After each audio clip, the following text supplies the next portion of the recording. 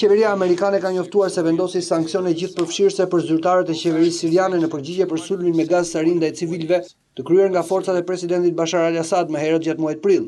Departamenti amerikan i thesarit më 24 prill urdhëroi ngrirjen e pasurisë në Shtetet e Bashkuara të Amerikës të 271 punonjësve të qendrës studimore shkencore siriane. Sanksionet gjithashtu do të bëjnë të paligjshëm për çdo person apo biznes amerikan që punon me këta 271 individ. Departamenti i thesarit tha se SSRS është përgjegjës për prodhimin e armëve kimike dhe Washingtoni mendon se ato janë përdorur në sulmin e 4 prillit. Sulmi i dyshuar kimik vrau 87 njerëz në provincën Idlib. Këto sanksione gjithëpërfshirëse kanë për qëllim qendrën shkencore që ka mbështetur diktatorin Bashar al-Assad në sulmin e tmerrshëm kimik ndaj civilëve të pafajshëm, ka thënë sekretari i thesarit Steven Mnuchin. Ai ka shtuar se sanksionet janë një mesazh i fortë që Washingtoni bën si përgjegjës të gjithë regjimin e Asadit. Më 7 prill Shtetet e Bashkuara sulmuan me raketa një bazë ajrore siriane si përgjigje ndaj sulmit të dyshuar kimik.